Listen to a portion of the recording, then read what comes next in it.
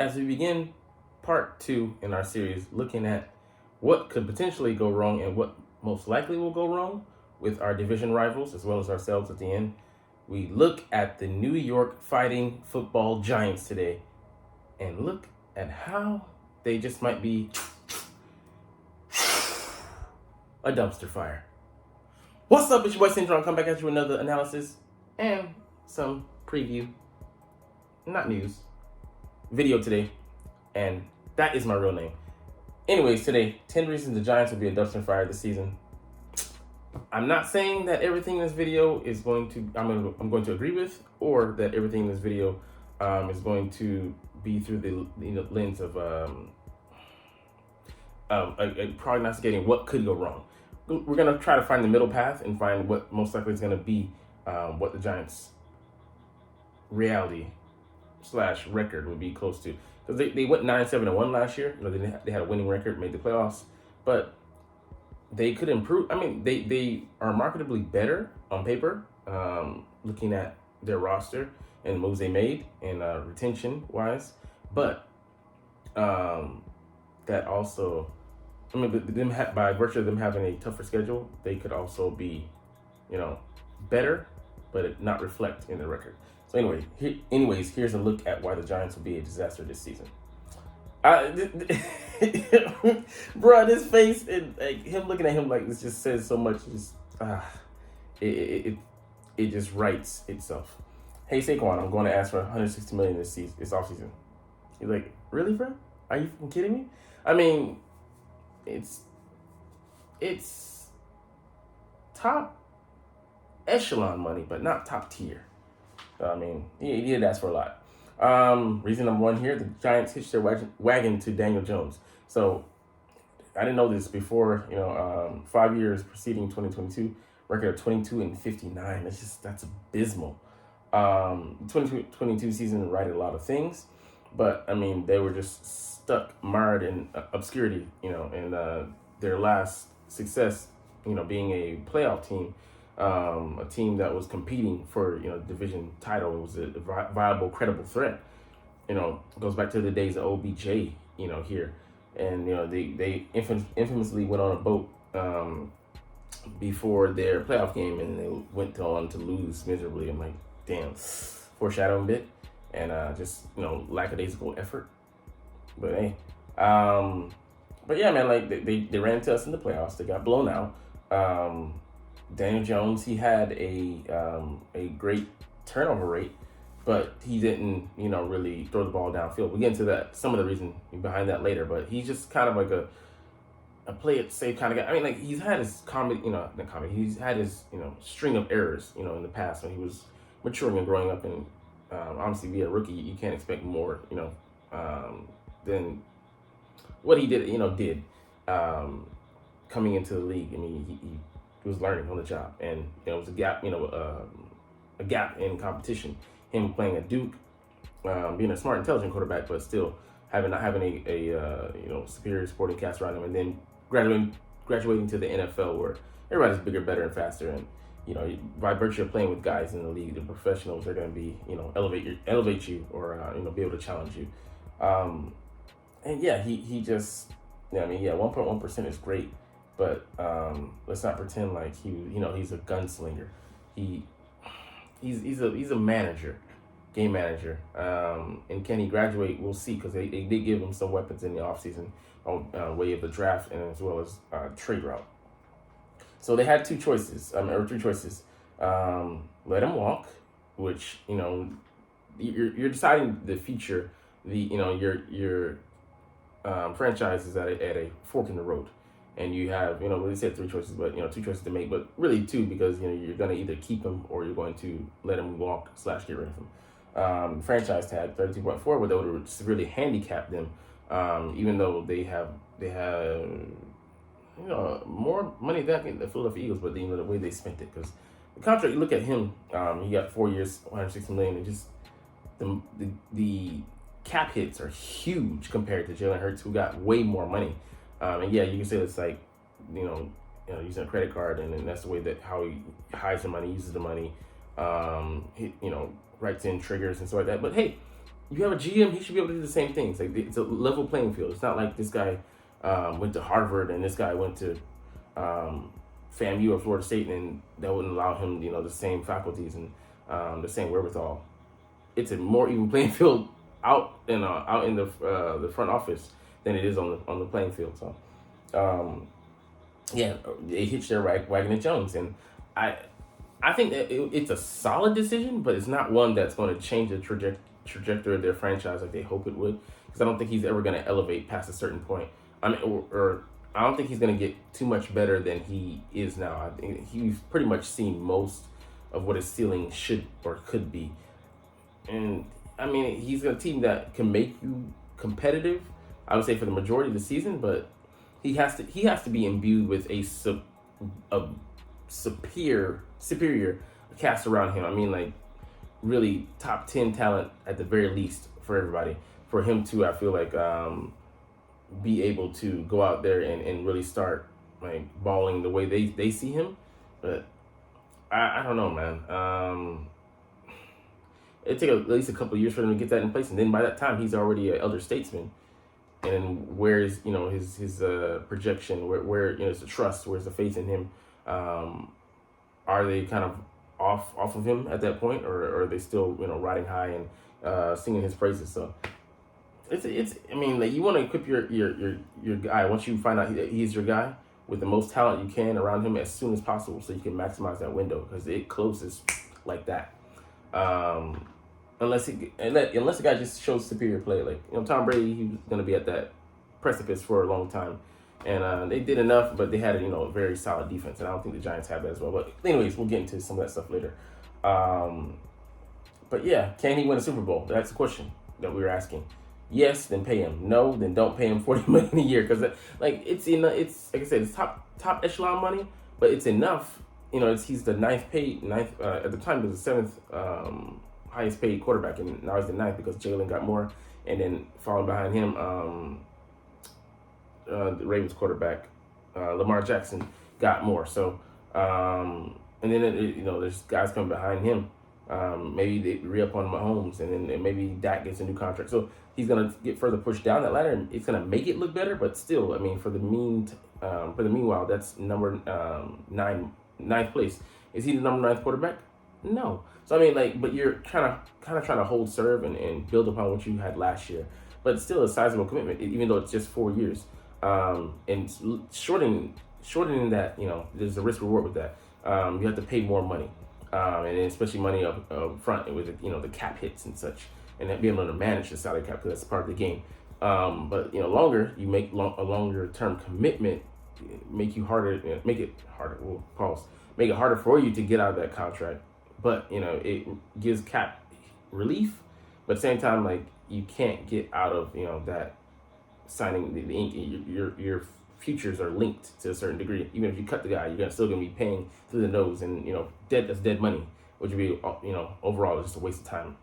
But I mean, I'm glad we don't have to be put in that position. But yeah, average passes landed 2.8 yards short of the first down marker, 6.3 yards through the air. He wasn't a guy that made defenses pay, man. They had 28 pass plays of 20 plus yards, fewest in the NFL. And yeah, they had like people's like they're saying here, something to do with the personnel.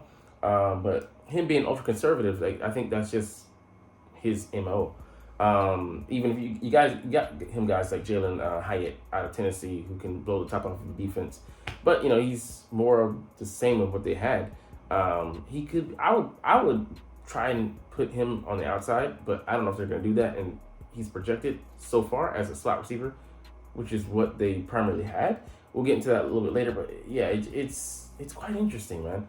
The way they're trying to build a team, we're trying to figure out what are they looking at, what prism are they viewing the roster and the assembly, because most times you try to build your receiving core like a starting five.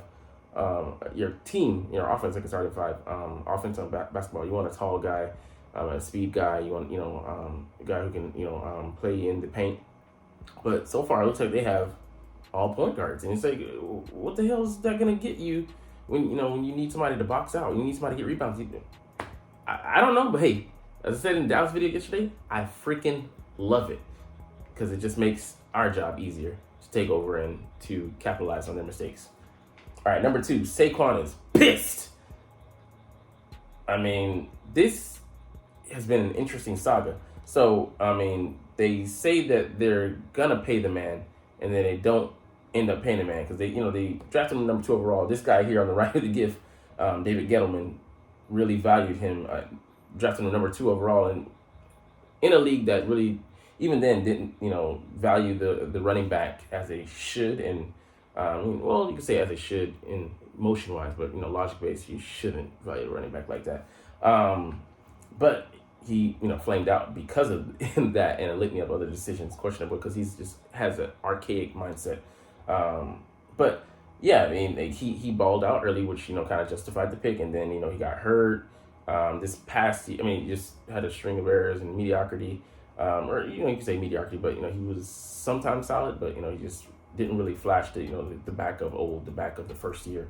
When he had 2,000 yards from scrimmage, 15 TDs, just a breathtaking guy on the field. And then this past season, he looked solid, but then they used and abused him. They first weeks 1 through 9, they really put the onus on him, and they were winning games because he was the engine behind that offense. But then he kind of stalled, because he broke down. He can only carry the team for so much, and as he went, the team went. As he went, Daniel Jones, kind of his production, his overall output suffered because really behind him, the true engine of that offense, like I said, was Saquon Barkley, and it just kind of sucks to see, but. He was kind of upset about maybe his, not usage, but the way the running backs are being viewed, and they offered him. They said, I mean, we don't know truly who is telling the truth, because there's your side, and then in the middle there's the truth. But 3 sides to a story. Like, they offered him $12 million and 14 million. But he refused that, because he said the numbers look funny and the money looks funny. He ain't no dummy. He ain't gonna sign that shit. And I mean, yeah, it's interesting. Like, they don't want to, pay the guy that they so highly, value him, but they need, because without him, this team is just an average team. He is a straw that stirs the drink. And the Pro Bowler last season just rejuvenated, looked like himself of old, and that was the difference, But as teams started to catch on, shut him down, and they didn't have anything else on offense.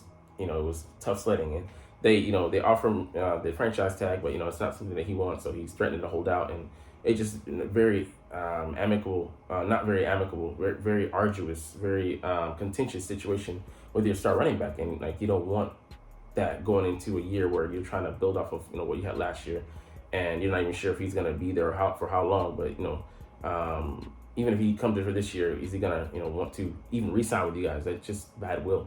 And then guys in the building, they're seeing that, they're watching that. Just bad juju, just bad team chemistry and bad team building. So I mean, just let the guy go if you don't really, truly value him. But like the franchise tag, I mean, it is technically a tool, but players hate it. And when you're make it so clearly that you're not even reluctant to use it in this way, shape, this way to kind of hold a player hostage, they're likely to feel some type of way about that. And maybe financial compensation could fix that, but it's digging into a hole, man. So I mean, it'll be interesting to watch this saga how it plays out. But that's another issue that they have there, to deal with. And I mean, he was getting very emotional, talking about the kind of the role and where the running back is in the current day NFL, and how they're seen. And not just him, Najee Davenport feels like this. Dalvin Cook, has some feelings. I mean, just several guys around the league are making their feelings being known, and it's kind of like a massing of feelings. And you start to see some ebbs and flows. Some things move and shake. Because I mean, like, it's kind of sad how the running back is treated and how they're viewed, to be honest. But yeah, anyways, moving to another issue. They're loaded with number 3 and number 4 receivers. Yeah, I mean, like Sterling Shepard, number 3. Jamison Crowder, number 3. Could be potentially number 2. Darius Slayton, number 3. Or number 4. Paris Campbell, number 3. Definitely had, best numbers he's had last year. But the guy runs. This amazes me. He runs a 4.31, but he's not using it on like deep balls. He's used like to move the chains, intermediate routes, like short routes. I mean, I get short routes because you have the speed and quickness, but to not use that breathtaking speed, like it just befuddles me. When these were the Colts, and then I think they're gonna use him like in the same fashion. Like I was hoping the Eagles signed this guy so he could just destroy people, but I mean, it looks like that's not the receiver that he is, or just they don't want to see him in that light. So I mean, that it's mystifying. I'd love to get a hands on look and be in the front office and get a look see for myself why this guy can't be a deep threat in the league. Isaiah Hodgins was on the practice squad previous years, but free agent. It could be a fifth receiver, but fourth receiver, outplaying his position or where he should be, playing out opposition. You could say Colin Johnson, don't even know the guy, but his best season should tell you something. That was 20 years ago. Wan'Dale Robinson, recent pick, got hurt though, so his progress was derailed. Jeff Smith, don't even know the fucking guy, but again 2020. So I mean, just like Jalen Hyatt, we don't know because he's a rookie, and then rookie receivers typically don't come in and have a huge impact. There are your outliers, DK Metcalf in recent history, several other guys, Jay Jetter, Justin Jefferson. But I mean, it just, you don't know what we're gonna get, and the fact that he already is coming in with a limited route tree should already tell you that unless they use him in that specified role as deep ball guy, as a guy only in certain packages, which is gonna limit his impact being made on the field, getting on the field to make an impact on the field. Like, it's just not gonna be promising. So I mean, like, I don't see anybody here that is a number one. I see somebody push into that role, but I mean, the number one receiver for me is Darren Waller, and he's a tight end. So I mean, that tells you all you need to know. I mean, none of those guys scare, this guy, Stephon Gilmore.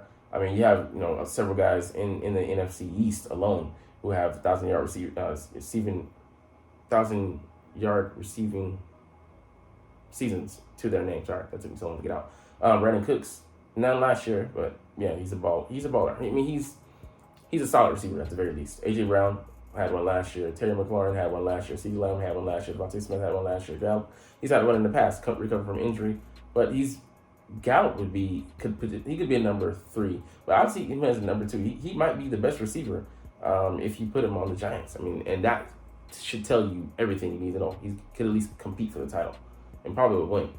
But next, the O-line still stinks. Damn, man, that's an indictment because they did make 2 draft picks. Not draft pick, but 1 draft pick, John Michael Schmitz, second rounder. We'll see what he brings to the table. Maybe he could be a shining light, but him being projected as an upgrade already should tell you what kind of position they have been in and were in last year and in previous years. Evan Neal, the first round pick, I think it was 7th overall, was kind of a liability last year. He didn't look good in very small spots. He kind of made an impact, or didn't make mistakes. So I mean, can he get better this year, and then can this guy play? We don't know. These 2 guys, Mark Glowinski, yeah, he's just a guy, man. He really is, and maybe a subpar guy.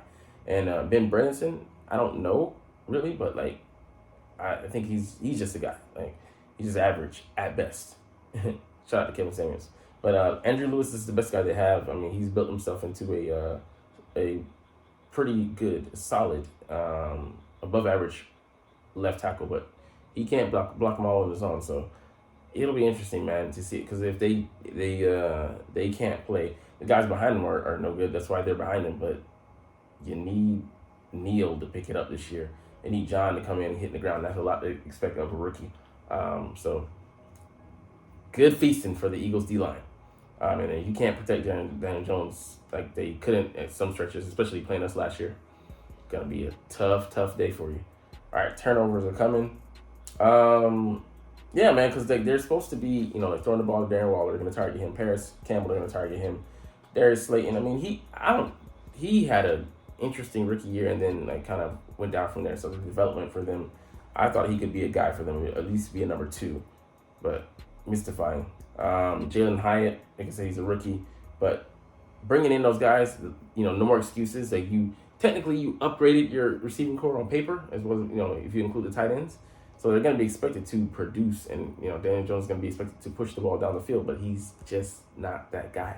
So I mean, is it going to implode in their faces? Because I mean, throwing more into traffic, the interception is going to tick up, and it could get worse before it gets better. But will they stick with it, or will they try to just exclusively go to the run, or dump out passes, which are nice. But dinking, dunking, I mean that's not excitable. Could get the fan base in passion and embroil them in campaigning and chastising, criticizing the management, the front office, the head coach and the coaches for their decisions and decision making process. So yeah, man, it could get ugly, man. And the longer he has to hold ball, and if you have to block, buying time for longer routes leaves you more exposed. And then with that O-line that plays in conjunction, boy, it could get ugly. So yeah, man, number 6, let's see. Joe Sheen gets rid of good players for no reason. Damn, I mean, like that's damning, bro. Like, yeah, when they let Bradbury go, and they couldn't find the money to that as a front office, that's a huge fail. Like I said, this just kind of shows the ineptitude. They brought another GM, but for him not to prioritize that, keeping good players, you need good players in your building. You can try to build a team with spit, glue, and phlegm, but that's just gonna fall apart. Like, I don't care if you have like the most high character guys, the most studious, disciplined. If they don't have the requisite talent, you ain't going nowhere. And it had a mix of that last year. The Giants had some talent, but not enough. But they were disciplined, and they were, they minimized mistakes, and they played within their frames, within their ability, and it took them far. But they ran into a wall eventually, and that's what happens to all teams that are smoke and mirrors, for the most part, or like even a good chunk. They're going to run into somebody bigger, better, faster, and just more talented. And talent's going to win out when talent is under supervision of good coaching. So, yeah, I mean, like I said, that just shouldn't happen. And the way we found a way, I'm glad CJ Gardner-Johnson actually made his way out from the Eagles, because we were looking to keep him. We would have lost one or maybe even both of our corners. And we ended up losing him, but safety's more easily replaceable than a Pro Bowl / All Pro corner. We had both last year, and like I'd rather hold on to those two corners, even though they're older. Not as young as him. He's in his prime, but if they can hold on to islands, makes it easier for the guys behind them, the safeties, to do their job. So yeah, they don't hold on to good guys. Hey man, but I'd love that, man. Yeah, that was just tragic, man. But hey, all right, their run defense sucked last year. Yeah, they have, and they had guys in the middle. They signed Bobby Okereke. He, played nice for the Colts, but was that kind of more of him like being one of the only guys there?